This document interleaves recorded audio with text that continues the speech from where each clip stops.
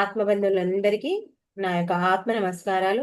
ఇంత గొప్ప జ్ఞాన మార్గాన్ని మనకు అందించిన మహాత్ములైన బ్రహ్మర్షి పితామహ పత్రిజీ దంపతులకు, నాకు జ్ఞానాన్ని అందించిన బ్రహ్మర్షి తటవర్తి వీర రాఘరగారి దంపతులకు ఆత్మ ప్రణామాలు తెలుపుకుంటూ ఈరోజు కార్యక్రమాన్ని మనం మొదలు పెట్టుకుందాం. మాస్టర్స్, ఈరోజు మనం తెలుసుకునే విషయం ఏంటంటే మానవ జన్మ సార్థకతని ఆత్మ దర్శనం. ఓకే, మానవ జన్మ సార్థకతనే ఆత్మదర్శనం. చూడండి, ఈ భూమి మీద కోట్లాది జీవరాశులు ఉన్నాయి కదా. పక్షులు, జంతువులు, కీటకాలు, ఇలా ఎన్నో రకాల జీవులు ఉన్నాయి. కానీ వీటన్నిటికంటే గొప్పదైనటువంటి జన్మ ఏది అంటే అది మానవ జన్మే. అందుకే మహర్షులు ఏం చెప్తున్నారు అంటే జంతునాం నరజన్మ దుర్లభం.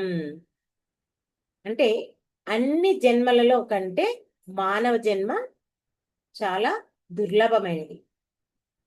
సరే, కానీ ఇక్కడ మనకు ఒక ప్రశ్న రావాలి. ఏంటంటే మనం మానవులుగా పుట్టాము కాబట్టి మానవులమా, లేక మానవుడిగా జీవించడం ఇంకా వేరేలాగా ఉంటుందా అని ఒక ప్రశ్న మనకు మనం వేసుకోవాలి. ఎందుకంటే ఈ ప్రపంచంలో చూస్తే అందరూ మనుషుల్లాగానే కనిపిస్తారు. అందరికీ 2 చేతులు, 2 కాళ్ళు, ఒకే రకమైనటువంటి శరీరం ఉంటుంది. అవునా కాదా? వేరే ఉంటాయా? ఎవరికైనా ఇంకేమీ ఉండవు. కానీ ఈ ఆధ్యాత్మిక జీవితం, ఈ ఆధ్యాత్మిక దృష్టిలో అందరూ నిజమైనటువంటి మానవులు కాదు. ఎందుకంటే నిజమైన మానవుడు అంటే తన యొక్క అసలు స్వరూపాన్ని తెలుసుకున్నవాడే మానవుడు. అంటే ఇక్కడ మనకు ఈ ప్రాపంచిక జీవితంలో జీవించేటప్పుడు ఎలాంటి ప్రశ్నలు రావు. కానీ మానవుడికి ప్రశ్నలు ఉదయించాలి. ఏంటి? నేను ఎవరు అనే ప్రశ్న మన జీవితంలో అత్యంత ముఖ్యమైనటువంటి ప్రశ్న. నేను ఈ శరీరమా? మరి నేను ఈ శరీరం అయితే చిన్నప్పుడు ఉన్న శరీరం ఇప్పుడు లేదు. యవ్వనం వచ్చింది, యవ్వనంలో ఉన్న శరీరం కూడా మారిపోతుంది. ఈ శరీరం మారిపోయి కూడా ఏమొస్తుంది? వృద్ధాప్యం వస్తుంది. వృద్ధాప్యంతో ఆగిపోతుందా అంటే అసలు ఈ శరీరమే లేకుండా పోతుంది. మరి శరీరం మారుతుంది, మరి మారనిది ఏంటి అనుకుంటున్నాను. చిన్నప్పుడు నేను అనుకున్నాను, ఇప్పుడు కూడా నేను అని అంటున్నాను. అంటే ఇక్కడ శరీరం మారుతుంది, కానీ నేను అనే భావన మాత్రం మనకు ఇక్కడ మారటం లేదు కదా. అంటే ఇక్కడ మనం గుర్తించాల్సింది ఏంటంటే నేను శరీరం కాదు, నేను ఆత్మ. మనకు ఈ ఆధ్యాత్మిక మార్గంలో ఎప్పుడైతే మనం ప్రవేశిస్తామో సద్గురువులు మనకు మొట్టమొదట చెప్పే మాట ఇదే. ఏంటి? నువ్వు శరీరం కాదు, ఆత్మవు. ఈ ఒక్క మాట కనుక మనకు అర్థమైతే మన జీవితం మొత్తం మారిపోతుంది. అంతే కదా. ప్రాపంచిక జీవితంలో జీవించినట్లు మనం ఈ ఆధ్యాత్మిక జీవితంలో అస్సలు జీవించం. ఇక్కడ ఇంకా మానవుడు అనే పదానికి గురువులు ఒక అద్భుతమైనటువంటి అర్థాన్ని చెప్పారు. ఏంటి అంటే మా అంటే మరుజన్మ, నా అంటే లేకుండా, వా అంటే వర్తించడం. అంటే మరుజన్మ లేకుండా జీవించే విధంగా ప్రవర్తించిన వాడే మానవుడు. ఇక్కడ మరుజన్మ లేకుండా జీవించేవాడే మానవుడు. అసలు మనం ఎందుకు జన్మించామో అని చాలాసార్లు మనకు ప్రశ్న వస్తుంది కదా. ఏ రకంగానో ఒక రకంగా మనకి ఏదైనా కష్టం వచ్చినప్పుడు, బాధ కలిగినప్పుడు, సమస్య కలిగినప్పుడు ఎప్పుడో ఒకప్పుడు మనకు ఈ ప్రశ్న వస్తుంది. కానీ ఇంకా కొంతమందికి ఏముంటుంది అంటే కేవలం తినడం, సంపాదించడం, కుటుంబాన్ని పోషించడం కోసమే జీవితం అనుకుంటారు. కానీ దానికోసం కాదు. ఇవి మనం జీవించే జీవితంలో మన బాధ్యతలు మాత్రమే. మానవ జన్మ తీసుకున్న తర్వాత మన లక్ష్యం అది కాదు. ఈ జన్మలోనే మన యొక్క అసలు స్వరూపాన్ని తెలుసుకుని ఈ జనన మరణ చక్రం నుంచి విముక్తి పొందటానికి ఈ మానవ జన్మ మనకు వచ్చింది. అందుకే మహాత్ములు ఏం చెప్తున్నారు? మానవ జన్మ దుర్లభమైన అవకాశంగా చెప్తున్నారు. కానీ చాలా మంది వాళ్ళ యొక్క జీవిత లక్ష్యాన్ని మర్చిపోతున్నారు. పైనుంచి వచ్చేటప్పుడు అనుకుంటాం, ఎన్నో రకాలుగా మనం లక్ష్యాలు నిర్ణయించుకుంటాం. ఈ ప్రపంచక మాయలో పడి ఏం చేస్తున్నాం? ఉద్యోగం కోసం పుట్టాం, డబ్బు కోసం పుట్టాం, సుఖాల కోసం పుట్టాం అని చాలా మంది అదే జీవితం అనుకుంటూ జీవిస్తున్నారు. కానీ ఇక్కడ ఏం చెప్తున్నారు మహాత్ములు అంటే, మనం జీవించే జీవితంలో అవి బాధ్యతలు మాత్రమే, మన అసలు పరమార్థం కాదు. అది మన అసలు గమ్యం ఆత్మదర్శనమే. ప్రతి ఒక్కరూ నన్ను నేను తెలుసుకోవాలి అనే విషయము ఎవరికి వాళ్ళం బాగా గుర్తు పెట్టుకోవాలి. ఇది గుర్తించాల్సినటువంటి విషయం. చూడండి, ఉదాహరణకు ఇంకా అర్థం కావాలంటే మీకు, ఒక వ్యక్తి రైల్లో ప్రయాణం చేస్తుంటారు అనుకుందాం. ప్రయాణం చేసేటప్పుడు రైల్లో ఏం చేస్తాడు? చాలా దూరం ప్రయాణం చేస్తే ఆహారం తీసుకుంటాడు, స్నేహితులతో మాట్లాడతాడు, పక్క ఉన్న వాళ్ళతో మాట్లాడతాడు, పరిచయాలు చేసుకుంటాడు, అన్ని రకరకాలుగా చేస్తాడు. చివరికి నిద్ర కూడా పోతాడు. ఇవన్నీ చేస్తాడు. కానీ అతడు ఎక్కడికైతే చేరుకోవాలో ఆ గమ్యం చేరుకోకపోతే అతడు ఆ ప్రయాణించిన ఆ మార్గం సార్థకమవుతుందా? కాదు కదా. తను ప్రయాణించి ఎక్కడికైతే చేరుకోవాలో అక్కడికి చేరుకోకపోతే నువ్వు రైల్లో తిన్నా, పండుకున్నా, ఎంతమందితో మాట్లాడినా ఏమీ లాభం లేదు. అలాగే మానవుని యొక్క జీవితంలో కూడా మనం ఈ జన్మ తీసుకున్న తర్వాత ఎన్నో పనులు చేస్తున్నాం. సేవా కార్యక్రమాలు చేస్తున్నారు, దాన ధర్మాలు చేస్తున్నారు, కుటుంబం పోషించడానికి ఎన్నో రకాల పనులు చేస్తున్నారు. అన్నీ బాగానే ఉన్నాయి. కానీ నిన్ను నువ్వు తెలుసుకోవటం లేదు. నిన్ను నువ్వు తెలుసుకోకపోతే నీవు ఈ మానవ జన్మలో ఈ ప్రయాణించే మార్గమే నీకు వృధా అవుతుంది. ఎందుకంటే మన అసలు గమ్యం ఆ ఆత్మ సాక్షాత్కారం పొందకపోతే మన జీవితం కూడా అసంపూర్ణంగానే ఉంటుంది. ఇంకా ఒక విషయం, మానవుడికి ముఖ్యంగా భయం ఉంటుంది. ఏ భయం ఉంటుంది? ప్రాపంచిక జీవితంలో ఉన్నంత వరకు దేహ భావముతోనే జీవిస్తాడు.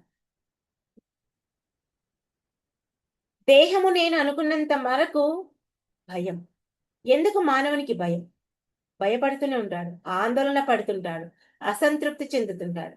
ఎందుకు అంటే ఒకే ఒక కారణం, తాను శరీరం అనుకోవడమే. ఎందుకంటే ఈ శరీరం నశిస్తుంది. అందుకే మానవుడు భయపడుతుంటాడు. ఎందుకు నశిస్తుంది? రోగాలు వస్తాయని భయం, వృద్ధాప్యం దరిచేరుతుందని భయం, చివరికి మరణం సంభవిస్తుందని భయం. ఇవన్నీ ఎందుకంటే ఒకే ఒక కారణం, దేహభావం వల్లనే. దేహోస్మి, మహాత్ములు చెప్పేది అదే. దేహోస్మి అంటే ఆ దేహము నేను అనుకోవడం వల్లనే ఆ భయం. ఇక్కడ నేను శరీరాన్ని అనుకున్నంత వరకు నీవెప్పుడు అనుక్షణం భయపడుకుంటూనే జీవిస్తావు. ఎప్పుడు నీకు భయం పోతుంది అంటే, నేను శరీరం కాదు ఆత్మను అని ఎప్పుడైతే నీవు అనుకుంటావో అప్పుడే నీకు ధైర్యంగా ఉంటుంది. అందుకే మనకు గురువులు చెప్తారు, అహం బ్రహ్మాస్మి అంటే నేను ఆత్మనని తెలుసుకున్నప్పుడే మనకు భయం పోతుంది. ఇది అహంకారంతో కూడిన మాట కాదు. చాలా మంది అనుకుంటారు నేను దేవుణ్ణి అంటే అహంకారం అనుకుంటారు. కానీ అజ్ఞానికి అహంకారంతో అనుకుంటాడు. కానీ జ్ఞాని మాత్రం అలా చెప్పడు. సత్యం. ఎందుకంటే జ్ఞాని అర్థం చేసుకుంటాడు. నాలో ఉన్ అంటే నేను ఒక ఆ పరమాత్మ అంశ అని ఎప్పుడైతే తెలుసుకుంటాడో ఆ జ్ఞాని, ఇంకా అతడికి ఏ భయము ఉండదు. ధైర్యం వస్తుంది. చూడండి, ఒక వడ్ల గింజలున్నాయి. లేదా ఇంకేదైనా గింజ అనుకోండి. ఆ గింజకు పైన ఏముంటుంది? పొట్టు ఉంటుంది. లోపల ఏమంటారు? అసలైన విత్తనం ఉంటుంది, పొట్టు. అయితే ఆ గింజకు రక్షణ ఆ పై పొట్టే. కానీ అంటే ఆ ఒక విత్తనము మహావృక్షంగా మారేది ఎట్లా అంటే ఆ పై పొట్టు వల్ల కాదు. ఆ లోపలున్న గింజ వల్ల మారుతుంది. అలాగే ఈ ఆత్మకు ఈ శరీరం పై పొట్టు లాంటిది. ఆత్మకు ఈ శరీరం పై పొట్టు లాంటిది. ఆత్మ గింజ లాంటిది. శరీరం ఇక్కడే మిగిలిపోతుంది. ఈ ఆత్మ ప్రయాణం మాత్రం జన్మ జన్మలకు కొనసాగుతూనే ఉంది. అందుకే ఇక్కడ ఎప్పుడూ కూడా నేను శరీరాన్ని అనుకోకూడదు. ఎప్పుడు ఏమనుకోవాలి? నేను ఆత్మను అనుకోవాలి. ఈ ఆత్మ జ్ఞానం, ఆత్మ అని ఎప్పుడైతే మనం అనుకుంటామో ఇంకా మనలో ఆ ఉత్సాహం మనకు చెప్పడం తరం కాదు. అంత ఉత్సాహంగా ఉంటుంది. కానీ మానవులు చాలా మంది అలసటతో ఉంటారు. ఏ అలసట? శరీర అలసట కాదు, మనసు అలసట. వాళ్ళలో ఉన్నటువంటి నిరాశ, నిస్పృహ, ఆసక్తి, ఈ మూడు ఉండడం వల్లనే వాళ్ళు ఎప్పుడు ప్రాపంచిక జీవితంలో ఉత్సాహంగా జీవించలేరు. కానీ ఆత్మజ్ఞానం కలిగినటువంటి ఒక వ్యక్తిలో ఒక ప్రత్యేకమైన ఉత్సాహం ఉంటుంది. ఎందుకంటే అతడి అతనిలో ఉన్నటువంటి ఆ అనంత శక్తికి మూలం ఏంటి అంటే ఆ దైవ శక్తి. ఆ మూల శక్తితో అనుసంధానమై ఉంటాడు. ఆ దైవానికి ఎప్పుడు ఏమంటారు? ఆ మనసు ఎప్పుడు లింకప్ ఉంటుంది. లింకప్ ఉన్నప్పుడు మనసు ఎప్పుడు ఉత్సాహంగా ఉంటుంది. చూడండి, మనమే గమనించండి. మనం ధ్యానం చేయని రోజు ఎలా ఉంటుంది?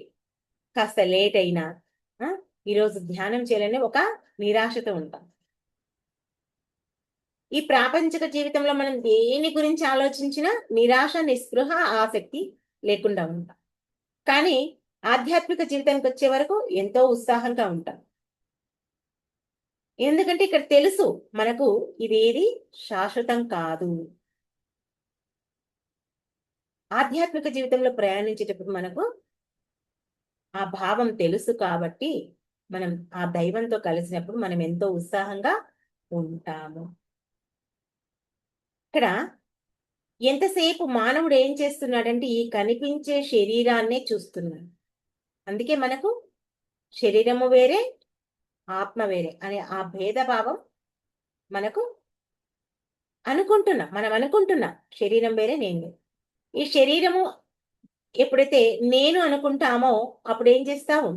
నీది కులము, నీది ఆ మతము, వీడు ధనవంతుడు, వీడు బీదవాడు, వాడు గొప్పవాడు, వాడు తెల్లగున్నాడు, వీడు నల్లగున్నాడు, ఇలా రకరకాలుగా పేర్లు పెడుతూ అలా చూస్తున్నా. కానీ అదే ఆత్మ దృష్టితో చూస్తే ఒకటే ఉంటుంది. ఏంటి?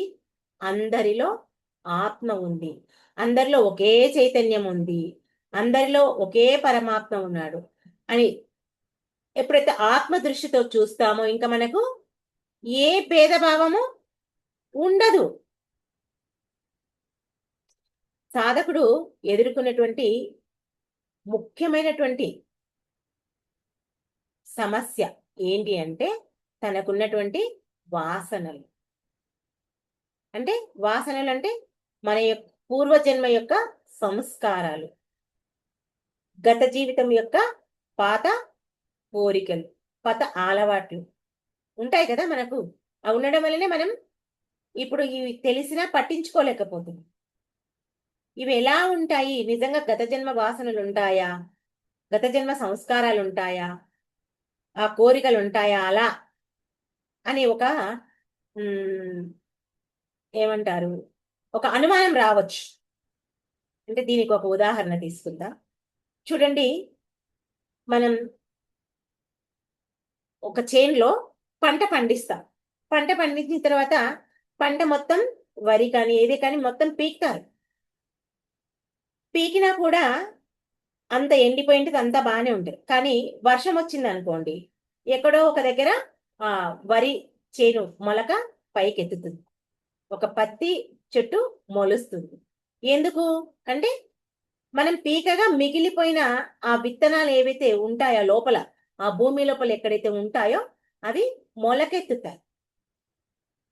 ఆ ఎండిపోయిన భూమిలో వర్షం పడితే ఆ వెంటనే ఆ మొలక వచ్చేస్తుంది. అలాగే మనలో కూడా ఈ వాసనలు, పాత జన్మ అంటే పాత అలవాట్లు, గత జన్మ వాసనలు, సంస్కారాలు ఏమైతాయంటే సందర్భం వచ్చినప్పుడు బయటపడతాయి. ఇక్కడ మనం గుర్తించాల్సినటువంటి విషయం. ఇంకా మీకు అర్థం కావాలంటే చూడండి, ఒక స్త్రీ పెళ్లి కాకముందు ఒక రకమైన జీవితం ఉంటుంది, ఒక రకమైన మాట విధానం కూడా ఉంటుంది. మాట్లాడే తీరు కానీ, పద్ధతి కానీ, ఆలోచన కానీ అన్ని వేరే ఉంటాయి. పెళ్ళైన తర్వాత అంత కొత్త అలవాటు, కొత్త జీవితం నేర్చుకుంటుంది కదా. ప్రతి ఒక్క స్త్రీకి ఇది అనుభవపూర్వకమే. కానీ ఆటోమేటిక్ గా మనకు అప్పుడప్పుడు ఏమవుతుందంటే ఒక్కొక్కసారి మన యొక్క పుట్టింటివి గుర్తొచ్చేస్తాయి. అప్పుడు మనల్ని చూసి ఏం చేస్తారు, మన ఇంట్లో వాళ్ళంతా నవ్వుతారు. ఇదెక్కటి భాష, మళ్ళీ మీ పాత భాష గుర్తొచ్చిందా అంటారు. అంటే అది సందర్భానుసారంగా మనలో నుంచి ఆటోమేటిక్ గా బయట పడతాయి, బయటకు వచ్చేస్తాయి. అలాగే మనలో ఉన్నటువంటి ఆ వాసనలు కూడా బయటికి వస్తాయి. ఇక్కడ మనం గుర్తించి మనం ఏం చేయాలంటే సాధన చెయ్యాలి. మనకు ఎందుకంటే ఈ భవరోగాలు అనేది ఎక్కువగా ఉంటాయి. మన యొక్క భవరోగానికి మందు ఏంటి అంటే ధ్యానమే. ఇప్పుడు శరీరానికి ఏదైనా అనారోగ్యం కలిగింది అనుకోండి, వైద్యులు ఉన్నారు, దాన్ని బాగు చేస్తారు, వాళ్ళు మందులు ఇస్తారు. కానీ మనలో ఉన్నటువంటి ఈ భవరోగానికి, ఈ మనసులో ఉన్న రోగానికి, ఈ జనన మరణ చక్రం అనే ఈ రోగానికి, మన యొక్క మనోవ్యాధులకు ఒకే ఒక్క మందు ఏంటి అంటే ధ్యానం. ఎందుకంటే ఈ మనసులో ఉన్నటువంటి పాత అలవాట్లు అవన్నీ తొలగించాలంటే, ఆ భవరోగాన్ని తగ్గించాలి అంటే కేవలం కళ్ళు మూసుకొని నీవు ధ్యానం చేయాల్సిందే. పత్రి గారు ఇచ్చినటువంటి ఈ శ్వాస మీద ధ్యానం చేయాల్సిందే. ధ్యానం చేస్తేనే నీ యొక్క మనసు శుద్ధి అవుతుంది, నీలో ఉన్నటువంటి వాసనను కాల్చేస్తుంది. ఆ ధ్యానం నిన్ను అంటే ఆ ఆత్మను ఎప్పుడైతే నువ్వు ఆత్మని తెలుసుకుంటావో దాని అనుభవపూర్వకంగా తెలుసుకోవడానికి నీకు అవకాశం ఉంటుంది. కానీ ఇక్కడ మానవుడు ధ్యానాన్ని మర్చిపోవడం చాలా చాలా నష్టం. మనం ఈ మానవ జన్మ తీసుకున్న తర్వాత ధ్యానం చేయడం అనేది మర్చిపోవడం చాలా నష్టం. ఎందుకంటే మనకి ఇక్కడ 3 రకాల వాసనలు అడ్డుగా నిలుస్తాయి. ఏంటి ఆ 3 రకాల వాసనలు అంటే మొట్టమొదటిది దేహవాసన. దేహవాసన అంటే శరీరం నేను అని అనుకోవడమే దేహవాసన. లోకవాసన ఎంతసేపు ప్రపంచం ఏమనుకుంటుందో, వాళ్ళేమనుకుంటారో వీళ్ళేమనుకుంటారో అని అనుకోవడమే కాదు, ప్రపంచం కోసం భయపడటమే లోకవాసన. శాస్త్రవాసన అంటే ఎంతసేపు ఆ పుస్తకాలు చదువుతూ ఆ పుస్తకాలలోనే చిక్కుకుపోవడం. అంటే నిన్ను నువ్వు తెలుసుకోవాలంటే పుస్తకాలు చదివితే తెలుసుకోలేవు. సాధన చేస్తేనే, నీలోకి నీవు ప్రయాణం చేస్తేనే నిన్ను నువ్వు తెలుసుకోగలుగుతావు. ఈ 3 తగ్గితే కానీ మనకు మనం చేసే ఈ సాధనలో పురోగతి సాధించలేము. ఇంకా అన్నిటికంటే ముఖ్యమైనది గురువు పైన మనకు విశ్వాసం ఉండాలి. చూడండి, గురువుపై విశ్వాసం లేకుంటే మనం ఏమి సాధించలేమని అంటారు. ఆ సూదంటి రాయికి సూది అంటుకోకపోతే తప్పు. అంటే ఒక సూదికి అయస్కాంతం ఉందనుకోండి, ఆ అయస్కాంతం తప్పు కాదంట, సూదిలోనే ఉంటుందంట తప్పు. సూదంటు రాయికి ఆ సూది అంటుకోకపోతే తప్పు అయస్కాంతంలో కాదంట, సూదిలోనే ఉంటుందంట. అంటే ఆ సూదికి సరైనటువంటి ఇనుము లేకపోవడం. అలాగే గురువు ఎంత చెప్పినా కూడా సాధకులకు ఆ జ్ఞానం అర్థక కాకపోతే లోపం గురువులో కాదండి, సాధకుల్లోనే ఆ లోపం ఉంటుంది. దాన్ని అర్థం చేసుకునేంత శక్తిని, ఆ యొక్క సాధనని చెయ్యాలి. విశ్వాసం పెరిగితేనే మొట్టమొదటగా సాధన ఫలిస్తుంది. మనకు ఏమంటారు, నిర్మల అంటే మొన్న చెప్పింది, నేనెప్పుడూ నిన్ను నా బిడ్డగా భావించాను కాబట్టి ఆ జ్ఞానం వేరే ఉంది. నేను ఎప్పుడైతే నువ్వు గురువు అని నేను ఎప్పుడైతే భావించానో, నేను చదివే చదువు నాకు చాలా బాగా అర్థమయ్యింది అని చెప్పింది. అట్లా మనం గురువును నమ్మాలి, విశ్వసించాలి. అప్పుడే మనం చక్కగా ఆ జ్ఞానాన్ని అందుకోగలుగుతాం. మనం ప్రయాణించి ఆ మార్గంలో ముందుకు వెళ్తాం. ఇక్కడ కబీర్ దాస్ కూడా మనకు 3 ముఖ్యమైనటువంటి విషయాలను చెప్పాడు. ఏం చెప్పాడంటే, ప్రతి ఒక్క శరీరంలో, అంటే ఒక మానవ శరీరంలోనే కాదు, సృష్టిలో ఉన్నటువంటి 84 లక్షల జీవులలో ఆ పరమాత్మ ఉన్నాడు. ప్రతి ఒక్కరి శరీరంలో ఆయన ఉన్నాడు. ఉన్నాడు కాబట్టి ఆయనను వెతకడం ఎలా వెతుకుతావంటే ధ్యానం ద్వారా. ఎప్పుడైతే ఆ వెతుకుతావో నీ యొక్క జీవితం ధన్య జీవితం అవుతుంది. ఆయన దర్శనం పొందినవాడు ధన్యుడు అవుతాడు. చూడండి ఎంత గొప్ప మాట. మనం అనుకుంటున్నాం సాధన చేస్తే మన రోగం తగ్గితే చాలు, మన శరీరం బాగుంటే చాలు, మనసు బాగుంటే చాలు, మనం అనుకున్న కోరికలు నెరవేరితే చాలు అని అనుకుంటాం. కానీ సాధనలో ఉండటమే ధన్యమైనటువంటి జీవితం. ఈ ఆత్మ సాక్షాత్కార ఎప్పుడైతే మనం పొందుతామో మనం ఆ ధన్యత్వం పొందగలుగుతాం. ఎందుకంటే ఇక్కడ మనకొక పరమ ధర్మం ఉంది. ఏంటి ఆ పరమధర్మం అంటే, మనం ఆనందంగా ఉండడం పరమధర్మం. మనం ఉండడమే కాకుండా ఇతరులను ఆనందంగా ఉంచడం మన యొక్క పరమధర్మం. సాధకుడు ఎప్పుడు తన కోసం మాత్రమే జీవించడండి, ఎంతసేపు ఇతరుల కోసమే పోరాడుతుంటాడు. లోక కళ్యాణం కోసమే జీవిస్తాడు. తను జీవించే, తను ప్రయాణించే ఈ మార్గంలో అందరినీ ప్రయాణింప చెయ్యాలి అని అనుకుంటాడు. తను ఆ ధ్యానాన్ని చేస్తూ ఆ జ్ఞానాన్ని పొందుతూ ఇతరులకు పంచుతూ ఉంటారు. అంతేకాకుండా దుఃఖంలో ఉన్న వారికి ధైర్యాన్ని చెప్తుంటారు. ఇదే యజ్ఞమయ జీవితం, ఒక సాధకుడు జీవించే యజ్ఞమయ జీవితం. ఇందుకు మనం ఆత్మదర్శనం ఆత్మదర్శనం అని చెప్పుకుంటున్నాం కదా.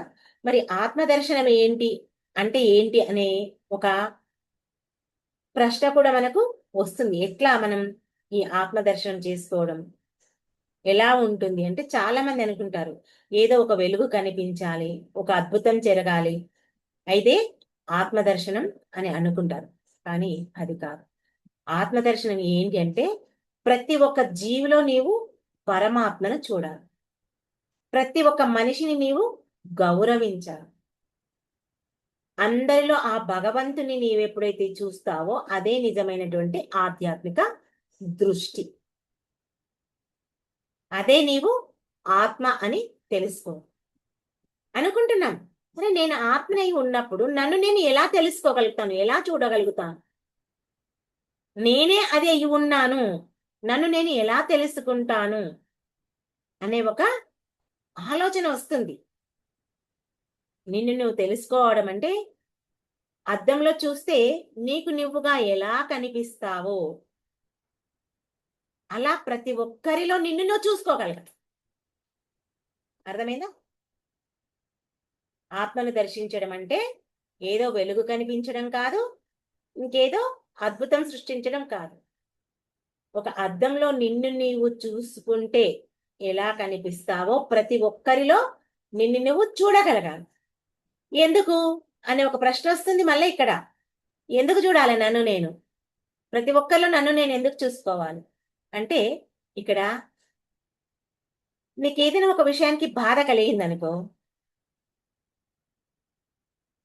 సరే ఆ సమయానికి నువ్వు బాధపడితే మరసంగా ఉంటావు.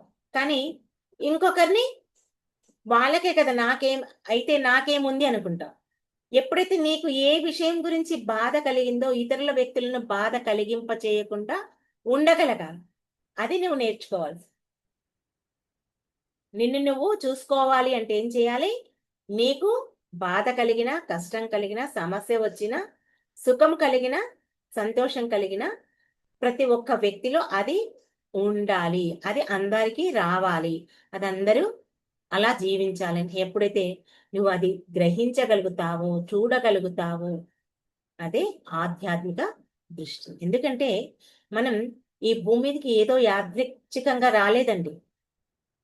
మనం ఒక గొప్ప లక్ష్యంతో వచ్చాం. ఏంటి ఆ లక్ష్యం అంటే ఆత్మ దర్శనం. ఆ లక్ష్యం ముక్తి. ఆ లక్ష్యం పరమానందం. ఇవన్నీ పొందాలంటే మనం ప్రతిరోజు ధ్యానం చెయ్యాలి, జ్ఞానాన్ని వినాలి, గురువు పైన విశ్వాసాన్ని పెంచుకోవాలి, మన యొక్క వాసనలు కరిగించుకోవాలి. ప్రతి ఒక్క జీవితంలో, ప్రతి ఒక్క జీవిలో ఆ పరమాత్మను చూడాలి. అప్పుడే మనం జీవించే జీవితం సార్థకం అవుతుంది. అదే కదా, మానవ జీవితం సార్థకం కావాలంటే ఏం చేయాలి? ఇవన్నీ చేయాలి. అప్పుడే మనం తీసుకున్న ఈ మానవ జన్మ ధన్యమవుతుంది. నిజమైన మానవులం మనం అవుతాం. ఇవన్నీ చేయాలంటే ఏంది? మనం ఇప్పుడు తెలుసుకున్నదే, నేను శరీరం కాదు, నేను ఆత్మను అనే ఈ జీవిత సత్యాన్ని మన జీవితాంతం గుర్తుంచుకొని, మన చివరి శ్వాస వరకు గుర్తుంచుకొని నీవు ఎప్పుడైతే జీవిస్తావో, దాన్ని ఆచరిస్తావో, అప్పుడే నీవు నీ యొక్క జన్మ సార్థకం చేసుకున్న దానవు అవుతావు. ఇదే మానవ జన్మ సార్థకం ఏంటి? ఆత్మ దర్శనం. ఇంతే. అర్థమైంది కదా? ఆత్మ దర్శనం కలగాలి అంటే నీవు నిన్ను నువ్వు అద్దంలో ఎలా చూసుకుంటావో అందరినీ అలా చూడగలవు. ఓకే మాస్టర్స్, ఈ అవకాశం నాకు ఇచ్చినందుకు మీ అందరికీ నా యొక్క కృతజ్ఞతలు. Thank you. అందరం కాసేపు ధ్యానంలో కూర్చుందాం.